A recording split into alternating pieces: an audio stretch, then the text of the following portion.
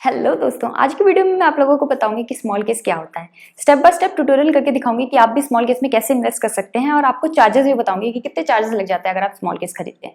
ना कुछ लोग जो होते हैं वो थोड़े कंफ्यूज होते हैं स्मॉल केसेस और म्यूचुअल फंड के बीच में और सोचते हैं ये दोनों एक ही चीजें होती हैं, बट ये सही नहीं है। स्मॉल केस की कैटेगरी में आप बेसिकली एक बास्केट ऑफ स्टॉक्स या ईटीएफ्स खरीदते हैं किसी आइडिया के अराउंड। जैसे कि आपने कह दिया कि आपको वो सारी कंपनियां चाहिए जो कंसिस्टेंटली डिविडेंड देती है, आप एक sort of a passive income बनाना चाहते हैं, आपकी ये स्ट्रेटजी है, तो आप सारे अच्छे अच्छे स्टॉक सेलेक्ट कर लेंगे, सभी बड़ी बड़ी कंपनियां जैसे इन्फोसिस, रिलायंस, जो आपको अच्छे अच्छे डिविडेंड देती हैं ना। मुद्दे की बात यह है कि ये सारे स्टॉक्स और ईटीएफ जो होते हैं ये डायरेक्टली आपके डीमैट अकाउंट में जाते हैं, तो आपके पास पूरी ओनरशिप होती है इन स्टॉक्स और ईटीएफ्स की, और जब भी चाहे इनको एग्जिट कर सकते हैं डायरेक्टली अपने डीमैट अकाउंट से। जबकि म्यूचुअल फंड में आप म्यूचुअल फंड की यूनिट्स खरीदते हैं, ये यूनिट्स आपके डीमैट अकाउंट में जाती हैं, लेकिन जिन भी स्टॉक्स में आपका म्यूचुअल फंड पैसे लगाता है वो स्टॉक्स आपके डीमैट अकाउंट में नहीं जाते, तो वहां पे आपकी डायरेक्ट ओनरशिप नहीं होती उन स्टॉक्स पे जिनमें आप इनडायरेक्टली इन्वेस्ट करते हैं अपने म्यूचुअल फंड के थ्रू। तो ये एक डिफरेंस आ जाता है इन दोनों में। तो अभी मैंने ईटीएफ्स का नाम लिया, तो आप में से जिन लोगों को जानकारी नहीं है अभी ब्रीफली बता देती हूँ ईटीएफ क्या होता है, लेकिन आगे वीडियो में मैंने एक एग्जांपल लिया है निप्पॉन के निफ्टी 50 बीज ईटीएफ का, और वहां पे अच्छे से एक्सप्लेन किया है कि ये ईटीएफ्स क्या होते हैं। लेकिन ईटीएफ जो होते हैं उनका फुल फॉर्म होता है एक्सचेंज ट्रेडेड फंड्स, और ये बेसिकली किसी अंडरलाइंग इंडेक्स या एसेट को ट्रैक कर रहे होते हैं, और मोस्ट ऑफ दी जो ईटीएफ्स होते हैं वो पैसिवली मैनेज्ड होते हैं। वीडियो में बताऊंगी आगे कि ऐसा क्यों। और ईटीएफ जो होते हैं वो just like stocks Indian stock market में ट्रेड होते हैं, तो आप इनको खरीद सकते हैं, बेच सकते हैं जब भी आपके स्टॉक मार्केट्स खुले रहते हैं। ठीक है, वीडियो के अंत में मैं आप लोगों को ये भी बताऊंगी कि मैंने कौन से स्मॉल केस में इन्वेस्ट किया है और क्यों। तो चलिए अब वीडियो शुरू करते हैं।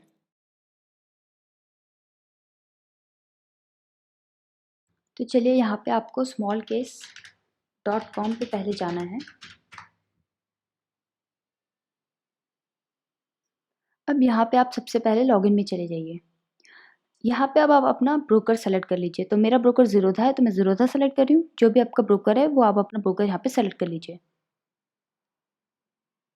इसके बाद मैं यहाँ पे लॉगिन कर लेती हूँ। अब आप यहाँ पे डिस्कवर में चले जाइए सबसे पहले, और उसके बाद यहाँ पे क्लिक कर दीजिए ऑल स्मॉल केसेस पे। तो यहाँ पे आप लोग सभी स्मॉल केसेस की लिस्ट देख सकते हैं। ये सारे स्मॉल केस किसी एक आइडिया या थीम के अराउंड बने हुए हैं। जैसे कि अगर आप ये वाला स्मॉल केस देखें, डिविडेंड अरिस्टोक्रेट्स, तो ये जो है उन सारी कंपनियों को बना हुआ है स्मॉल केस जो आपको कंसिस्टेंटली डिविडेंड्स देती हैं। अगर आप इलेक्ट्रिक मोबिलिटी वाला स्मॉल केस देखेंगे तो ये उन कंपनियों को मिला के बना है जो काफ़ी ग्रोथ दिखाने वाली हैं इलेक्ट्रिक व्हीकल्स में। तो हम लोग सबसे पहले इस ऑल वेदर इन्वेस्टिंग में चलते हैं। अब ये जो स्मॉल केस है ये बहुत आइडियल है किसी के लिए जो अभी इस मार्केट में बिल्कुल नया नया है। तो ये जो स्मॉल केस है वो 3 एसेट क्लासेस में इन्वेस्ट करता है, इक्विटी, डेट और गोल्ड। अब गोल्ड को बहुत अच्छा हेज कहा जाता है इन्फ्लेशन की तरफ से, और ये भी कहा जाता है कि जब इक्विटी मार्केट तेज़ी से गिरते हैं तो गोल्ड पे उतना फ़र्क नहीं पड़ता। तो गोल्ड जो होता है वो बहुत अच्छा हेज काम करता है जब आपके मार्केट्स बहुत तेज़ी से नीचे गिर रहे हैं। और जो डेट होता है वो आपको एक फिक्स्ड इनकम देता है, एक फिक्स्ड इंटरेस्ट देता है लो रिस्क में। तो इन तीनों के कॉम्बिनेशन आप एक लॉन्ग टर्म वेल्थ स्ट्रैटेजी बना सकते हैं जिसमें मार्केट कैसे भी हो आपको ज़्यादा नुकसान नहीं होता और आपको एक अच्छी एनुअलाइज रिटर्न मिल जाती है 13% की। तो मैं आप लोगों को एक बार चार्ट भी दिखा देती हूँ गोल्ड का और इक्विटी मार्केट्स का। सबसे पहले मैं जाऊँगी ट्रेडिंग व्यू में।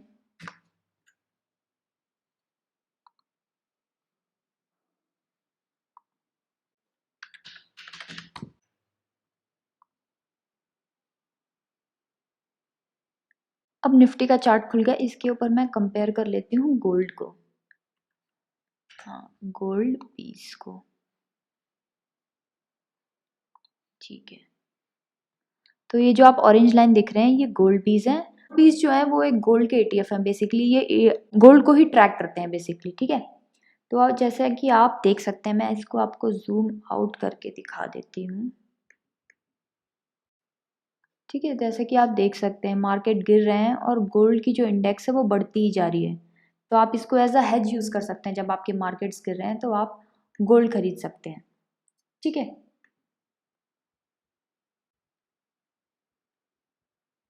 अब यहाँ पे नीचे हम ये ग्राफ समझ लेते हैं कि ये ग्राफ क्या कह रहा है।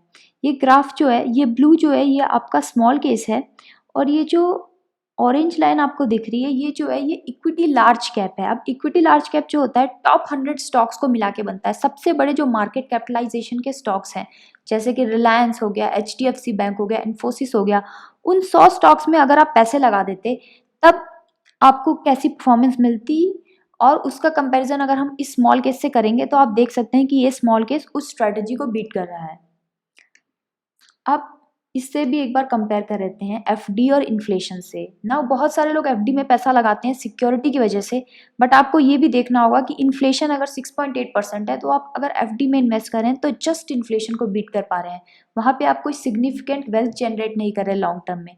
तो जब भी आप लॉन्ग टर्म में वेल्थ जनरेट करना चाहते हैं तो आपको ये भी दिमाग में लेके चलना है कि आप इन्फ्लेशन को कितना बीट कर पाते हैं।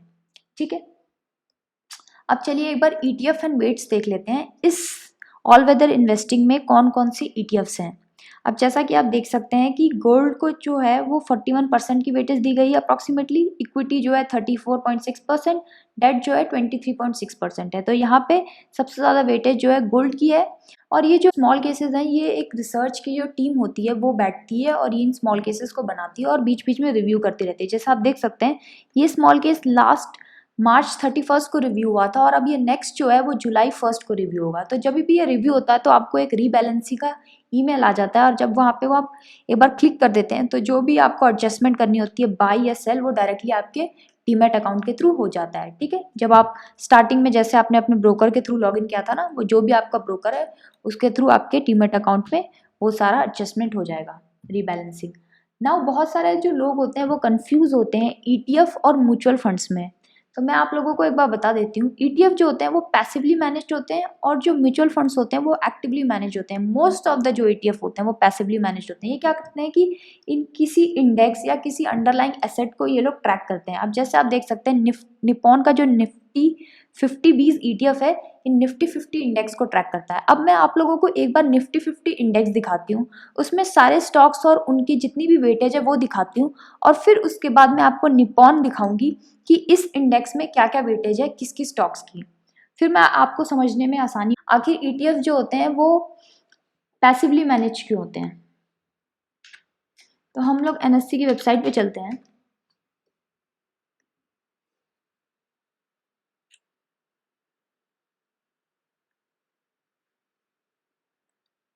यहाँ पे आप अबाउट में चले जाइए और प्रोडक्ट एंड सर्विसेज में इंडिसेस में आ जाइए। फिर आप लोग यहाँ पे ब्रॉडर मार्केट इंडेक्स में निफ्टी 50 इंडेक्स पे आ जाइए। अब यहाँ पे हम ये download fact sheet of Nifty 50 कर लेते हैं। यहाँ पे आप लोग देख सकते हैं किस सेक्टर की कितनी वेटेज है निफ्टी 50 में। आप देख सकते हैं फाइनेंशियल सर्विसेज 38% पे अप्रॉक्सीमेटली, IT जो है 16% है। और यहाँ पे देखिए कौन सी सबसे बड़ी कंपनी है और किसकी कितनी वेटेज है। तो रिलायंस जो है उसकी सबसे ज़्यादा वेटेज है निफ्टी 50 में, 10.36% की उसकी वेटेज है यहाँ पे। HDFC जो बैंक है उसकी 9.79% है। ऐसे आप देख सकते हैं किस किस कंपनी की क्या वेटेज है निफ्टी 50 में। अब मैं आपको ये वाला जो ETF है ये भी खोल के दिखा देती हूँ। और ये जो ETF है ये बिल्कुल इसी इंडेक्स को ट्रैक कर रहा है। तो हम लोग देख लेते हैं इसमें क्या है।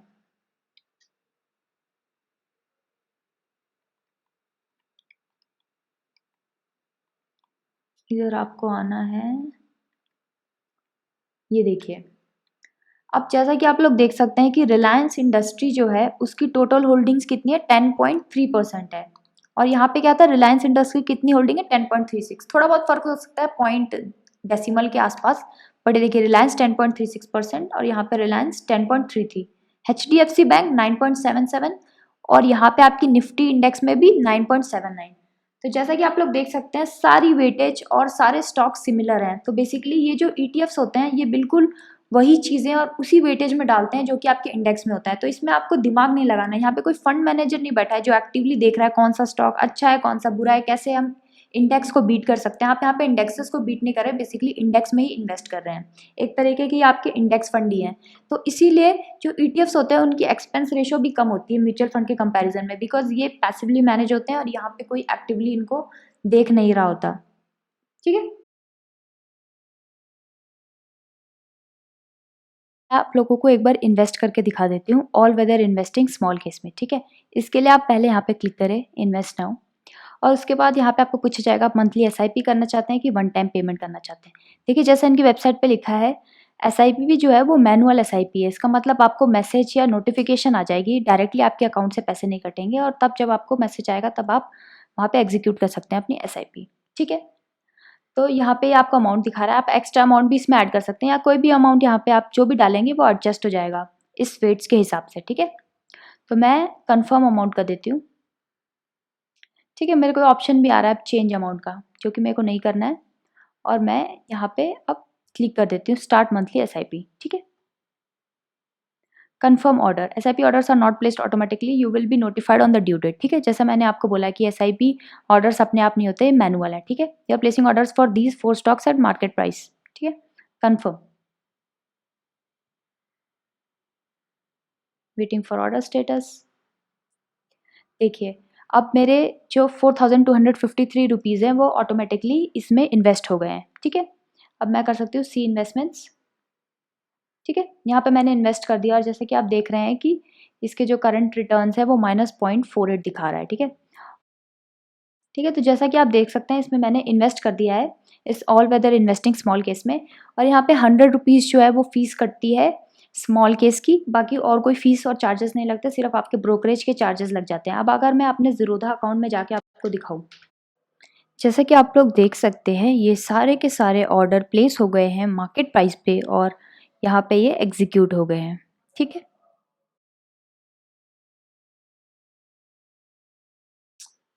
तो चलिए अब मैं आप लोगों को बता देती हूँ कि मैंने कौन से स्मॉल केस में इन्वेस्ट किया हुआ है। मैंने MI25 स्मॉल कैप इस स्मॉल केस में इन्वेस्ट किया है।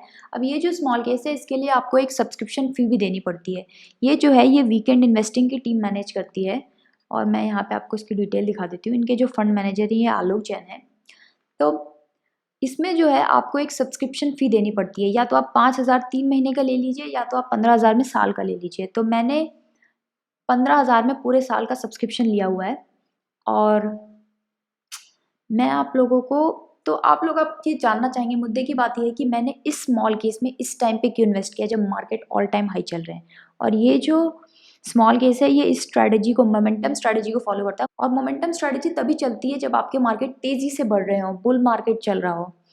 तो इसका जवाब ये है कि मुझे नहीं मालूम कि अभी मार्केट और कितना बढ़ने वाला है, और हो सकता है कि मार्केट बढ़ता रहे, हो सकता है मार्केट घटे। इसीलिए मैंने इसमें इन्वेस्ट करने के लिए मैंने लमसम में अमाउंट नहीं डाला है, बट मैं इसमें एसआईपी करने की सोच रही हूँ। अभी मैंने एक अमाउंट डाला, अब मैं दोबारा एक अमाउंट डालूंगी, या तो नेक्स्ट मंथ या तो उसके अगले मंथ। मेरी स्ट्रैटेजी ये है कि जब भी मार्केट डिप होगा तब मैं अपना अमाउंट जो भी मैं एसआईपी करने वाली हूँ वो मैं एसआईपी इसमें डाल दूंगी। जो भी इसका मिनिमम साइज़ है उतना मैं डालती रहूँगी जब जब मार्केट गिरता रहेगा। और वैसे भी ये सारी जो स्ट्रैटेजी हैं ये एटलीस्ट अगर आप 5 साल तक फॉलो करेंगे तब जाके आपको अच्छे रिटर्न मिलेंगे और आप बीट कर सकेंगे मार्केट्स को। तो मैं इसमें ऐसे इन्वेस्ट करने वाली हूँ, यही मेरा रीज़न था इस स्मॉल कैप को अभी खरीदने का। और एक रीज़न ये भी है कि मुझे इस स्मॉल केस के बारे में पहले पता नहीं था, और क्योंकि मेरी खुद की एक डे जॉब है तो मेरे पास इतना टाइम नहीं रहता कि मैं एक्टिवली इसमें इन्वेस्ट करूँ और रीबैलेंस करूँ अपना पोर्टफोलियो हर हफ्ते और हर 2 हफ्ते। तो ये जो टीम है ये ऑलरेडी आपको रीबैलेंस करके हर हफ्ते स्टॉक्स देगी, और आपको बस एक क्लिक में आप सब कुछ एग्जीक्यूट कर सकते हैं स्मॉल केस के थ्रू। तो ये इसकी बहुत ही अच्छी बात हो गई। तो चलिए यही था आज के लिए स्मॉल केस का वीडियो। अगर आप अभी तक वीडियो देख रहे थे, thank you so much for watching. और अगर आपको वीडियो अच्छा लगा तो please give me a like, मेरे को सब्सक्राइब कर देना ताकि आपको मेरे सारे वीडियोज़ का नोटिफिकेशन मिलता रहे। मैं आपको नेक्स्ट वीडियो में मिलूंगी। Bye bye.